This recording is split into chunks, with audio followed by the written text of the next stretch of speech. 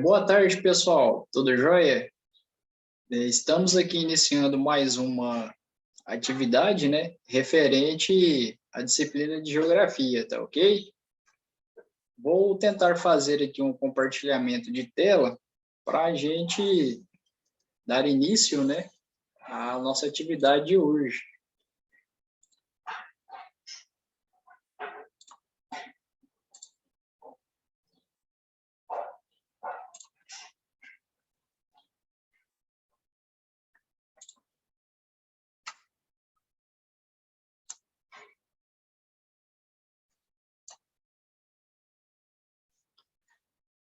Bom, a nossa atividade de hoje retrata algumas questões relacionadas à divisão internacional do trabalho, né, denominada aí de DIT. O que seria essa DIT, né, Divisão Internacional do Trabalho? A DIT é uma espécie de distribuição, né, da produção econômica, industrial e internacional. Considerando aí que é possível que o único, assim, que é impossível, vamos dizer assim, que um único país ele seja, assim, de certa forma, potencialmente, né, produtor de todas as mercadorias, dividem-se os campos de especialização produtiva, né, pelas diversas partes da Terra. A DIT ela passou aí por algumas fases, né? Essas obedeceram aí um processo, uma dinâmica, né, econômica e política do período, né, histórico em que elas existiram. Aí vejamos aqui no quadro abaixo, né? Aqui é com relação aos países desenvolvidos, países subdesenvolvidos, tá ok? E período aí no capitalismo comercial, nos países aí desenvolvidos, metrópoles, né? Produtos manufaturados, né? Nos países subdesenvolvidos, aí, colônias, a exploração aí de metais preciosos, especiarias e tráfico aí de escravos, né? No capitalismo industrial, né? Ou seja, a DIT clássica, né? Que é a Divisão Internacional do Trabalho clássica. Nos países industrializados, produtos industrializados, países aí não industrializados, matéria-prima e bens primários. E já com relação aí ao capitalismo financeiro, ou a denominada aí nova DIT, né? A nova Divisão Internacional do Trabalho, nós temos aí os países desenvolvidos, investimentos, empréstimos e produtos aí de alta complexidade aí tecnológica, né? Com alguns avanços aí tecnológicos. Nos países subdesenvolvidos, produtos aí primários, produtos industrializados, né? De baixa complexidade e a mão de obra a baixos custos, né? E países em desenvolvimento, juros e lucros e produtos industrializados. Com relação à primeira divisão internacional do trabalho, ou seja, a primeira DIT, né, durante aí o final do século XV e ao longo do século XVI, período de início das grandes navegações e de expansão da civilização europeia pelo mundo aí, o capitalismo encontrava-se em uma fase inicial, né, chamada de capitalismo comercial, ou seja, aí, o mercantilismo. Esse período era caracterizado aí pela manufatura, né, ou seja, pela produção manual, a partir da extração aí de algumas matérias-primas, né, e pelo acúmulo de minérios e alguns metais preciosos aí por parte das nações, né, naquele período ali do metalismo. Com isso, aqueles locais colonizados pelos países europeus, de certa forma, exerciam, né, a função de produzir a partir da exploração de seus recursos naturais. Os metais preciosos e as matérias-primas, né, utilizados pelas metrópoles. Um exemplo que nós temos aí é o Brasil, né, o do Brasil, em que Portugal extraía aí o pau-brasil, né, para a produção de vários tipos de produtos, tá ok? São algumas das características aí relacionadas, né, à primeira divisão internacional do trabalho, tá ok? Com relação à segunda divisão internacional do trabalho, nós temos aí, durante o século XVI, né, mas principalmente a partir do século XVII, ok? Essa divisão do trabalho sofreu algumas e poucas sensíveis aí alterações. Com a primeira e a segunda revolução industrial, as colônias e os países subdesenvolvidos passaram, muitas das vezes, aí, a oferecer, né, e até mesmo fornecer também produtos agrícolas, assim como vários tipos de minerais e algumas especiarias. Nesse período, por exemplo, aí nós temos o Brasil, que se viu aí marcado pela monocultura, né, da cana-de-açúcar, né, no século XVI, e também, né, pela questão da exploração de ouro, né, por volta aí do século XVII. Essas são algumas características da segunda divisão internacional do trabalho. Mas na sequência aqui nós temos uma imagem, né, cuja legenda dela fala assim: a maioria das indústrias automobilísticas é, na verdade, responsável apenas pela montagem dos carros. Muitas das vezes aí, pessoal, e nós podemos utilizar como exemplo aqui, ó, muitas das vezes a indústria que é automobilística, ela vai pegar uma peça que é fabricada em outro país, certo? Por exemplo, pega um motor fabricado em tal país, pega o chassi do carro fabricado, vamos dizer assim, na Coreia do Sul, um exemplo. E a gente pega aí em consideração aí os para-choques aí, sendo muitas das vezes aí confeccionados aí na Argentina, e a manutenção aqui específica do veículo aqui no Brasil. Então, por isso que fala dessa forma, né, que a maioria das indústrias automobilísticas, na verdade, aí, responsável apenas pela montagem, né, dos carros aí. Mas com relação aqui à terceira DIT, ou seja, a terceira divisão internacional do trabalho, ela também é denominada aí de nova divisão internacional do trabalho, porque assim, a partir do século XX, com aí a revolução, né, técnico-científica e informacional, e a consolidação também, pessoal, do capitalismo financeiro. Temos aí a expansão das grandes multinacionais, né, pelo mundo aí espalhado, né? Isso acarretou na mudança da divisão internacional do trabalho, né, da DIT, que passou aí a ser conhecida também por nova DIT. Teve uma nova denominação aí. Nesse período, os países subdesenvolvidos também realizaram, né, os seus processos tardios aí de industrialização.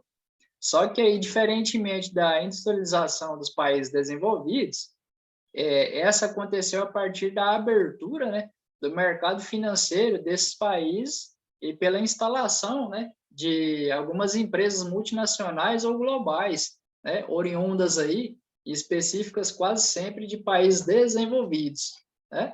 Além disso, assistiu-se também, né, a uma forma aí de segmentação do mercado produtivo para, assim, buscar isenções de impostos, e rápido acesso a algumas matérias-primas, né, nos países subdesenvolvidos. As multinacionais aí distribuíram o seu processo produtivo por todo o globo terrestre, vamos dizer assim, expandiu aí o seu leque, né? Nós temos aí, como exemplo, um carro aí, tá, ok? Por exemplo, tem aí o seu motor produzido aí no México, os para-choques aí produzidos na Argentina, o chassi produzido aí na Coreia do Sul, e a montagem aqui realizada no Brasil. Com isso, pessoal, com essa dinâmica, surgiu aí a denominação de indústria maquiladora, né? Pois não havia produção nenhuma, né, de material nelas, mas apenas a montagem oriunda da produção de peças, né, de diversos setores do mundo aí. Aqui nós citamos o exemplo aqui do México, Argentina, Coreia do Sul e Brasil. 4 países aí envolvidos, né, nessa dinâmica. Convém também a gente destacar de que a produção industrial aí continua sendo realizada de uma maneira assim pelos países desenvolvidos, né? Ou com o capital oriundo desses países, né? Com os recursos, né? Apenas o local da produção é que mudou, mas todo o capital, né, dessas empresas retorna aos seus países de origem. Essa migração das multinacionais se deve pela busca de mão de obra, né, em grande quantidade, nos países mais pobres, né, e por maiores oportunidades de muitas das vezes assim, explorarem, né, os recursos naturais específicos ali daquele território. Nós temos como exemplo essa questão aqui de usufruir de alguns aspectos de outros países. Por exemplo, nós pegamos o exemplo aí das indústrias aí sucro-alcooleiras, né? Nós temos aqui implantados aqui no estado de Goiás diversas, né? Só que aí se a gente for pegar muitas das vezes a sede dessa indústria sucro-alcooleira, né? Muitas das vezes é em São Paulo, em Minas Gerais, entendeu? Mas por que a empresa e o polo ali em específico, né? Ele assim pretende expandir assim o seu leque para outras áreas, né? Justamente por essa questão que a gente está comentando, né? Questão da disponibilidade de mão de obra, né? De baixo custo, né? E de grande quantidade de mão de obra, com relação a alguns recursos naturais importantes, né? Como o solo, a água, né? Em grande quantidade aqui, os solos férteis, vamos dizer assim, férteis, né?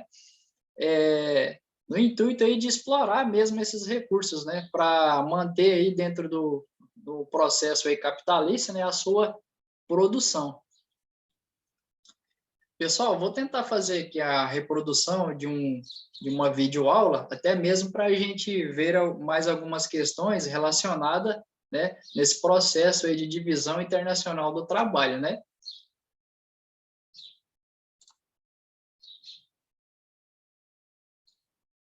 Compre R$10 em produtos Oreo, concorra a prêmios em dinheiro e a prêmios instantâneos. Cadastre-se e participe! Salut, eu sou Celine, professora de francês, e eu vim aqui hoje para te propor um desafio. Divisão Internacional do Trabalho, Silvestre. Afinal, o que é isso e por que ela muda? O que isso tem a ver com o capitalismo?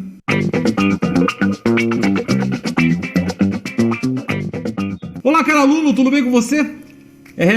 Divisão Internacional do Trabalho. Afinal, o que é? Divisão Internacional do Trabalho é a forma com a qual os entes aí do mundo acabam se relacionando de acordo com o processo de produção, de criação, de desenvolvimento, e tudo isso vai ser aí um dos exemplos básicos para a acumulação do capital, base do sistema capitalista. Vamos entender aqui no exemplo que eu coloquei, ó. Aqui temos a divisão internacional do trabalho. Vamos levar em consideração que o capitalismo ele é dividido em quatro fases do capitalismo, tá?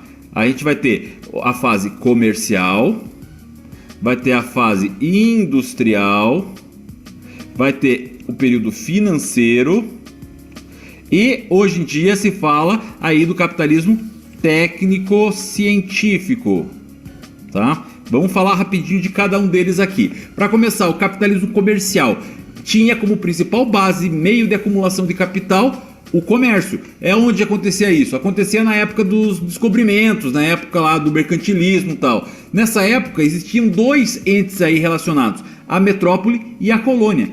A metrópole ela fazia o quê? Ela mandava manufatura para a colônia, o produto já manufaturado, trabalhado, com valor agregado. Enquanto que as colônias mandavam o quê? Matéria-prima para os caras aqui. Como a colônia tinha uma relação de dependência muito forte com a metrópole, ela vendia pelo preço que a metrópole determinava e comprava o produto só dela, porque ela não tinha outra relação aí. Então, essa era a situação. A relação aí de dominância era da metrópole sobre a colônia. A metrópole mandava o produto manufaturado e pegava a matéria-prima a qualquer preço, o preço que ela queria comprar, ok? Passa-se o tempo, o capitalismo comercial ele deixa de existir, não que o comércio não deixa de ser importante, mas o principal fator aqui vai ser o capitalismo industrial, a indústria, a produtividade industrial vai entrar no rolê. Nessa época, vamos ter a época já do imperialismo. Enquanto aqui no capitalismo comercial nós tínhamos o colonialismo, agora a gente vai ter o neocolonialismo. Tá? A questão lá da colonização da África, do Sudeste Asiático e tal. O que vai acontecer? Nessa época, as indústrias estão já em formação. Principalmente aonde? Inglaterra e Estados Unidos. Ok? Qual que é o rolê? Os países aí que são industrializados agora vão mandar os produtos para as colônias ou para os países pobres. E essa galera ainda vai continuar mandando o quê? matéria-prima, principalmente básica, certo? Então, o sistema neocolonialista, ele tem o mesmo modelo do sistema aí colonialista na época do capitalismo comercial. O que vai mudar? Quem está no rolê. Se antes era metrópole e colônia, agora é país rico, industrializado e país pobre, ok? Passa-se aí então o capitalismo industrial, entra o capitalismo financeiro. E aí entra agora uma situação, começa a entrar os países desenvolvidos, que eles deixam um pouco aí a parte suja da indústria, e eles mandam para quem? Para os países subdesenvolvidos industrializados. Nesse sentido, os países desenvolvidos vão continuar mandando produto industrializado, capital, empréstimo para essa galera aqui, e essa galera vai continuar mandando matéria-prima para esses caras. Agora, com o tempo, aí vai se desenvolvendo e chegando num capitalismo técnico-científico, onde os países desenvolvidos vão ficar preocupados não em vender o produto industrializado, mas vender a técnica, vender o know-how, vender a forma de se produzir. Ah, como, Silvestre?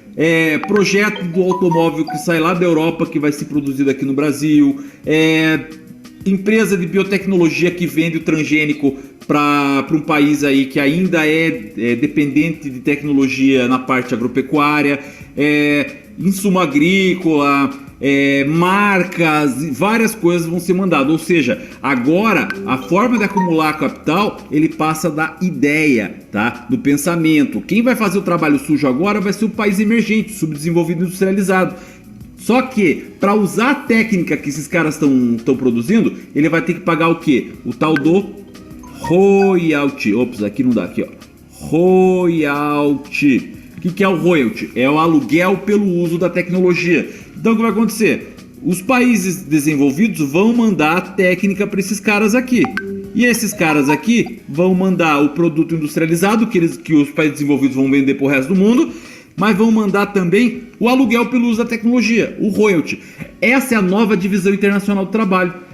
Antes nós tínhamos uma divisão internacional do trabalho consolidada, baseada no capitalismo comercial e industrial. Agora, no capitalismo financeiro e técnico-científico, a nova divisão internacional do trabalho, ela vai basear os países desenvolvidos utilizando a técnica, os subdesenvolvidos industrializados por fazendo o trabalho sujo industrial, caso do Brasil, Argentina, Índia, China e vários outros.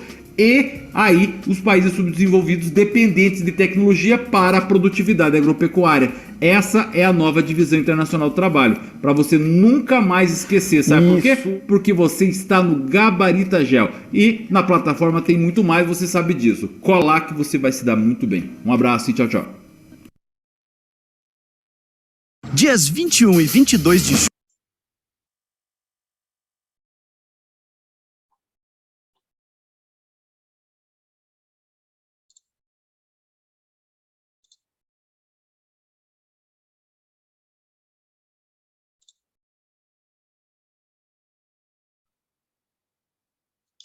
Então, pessoal, após essa introdução desse texto, né, de apoio que a gente trabalhou, e somando com a realização dessa videoaula, né, a gente verificou algumas questões relacionadas aí à divisão internacional do trabalho, tá ok? As fases, né, todo o processo histórico. Na sequência, tem uma lista contendo alguns exercícios, que eu peço que, por gentileza, leiam com atenção, tá ok? Os exercícios, tentem realizar e depois me encaminhem através de foto, tá ok? Para a gente fazer o relato, né, das atividades de vocês, estudantes. Acredito que na próxima aula também a gente vai efetuar, né, realizar as correções destes exercícios, tá bom? Vou encerrar aqui a nossa reunião de hoje, tá ok? Boa tarde, até a próxima aula, tá bom?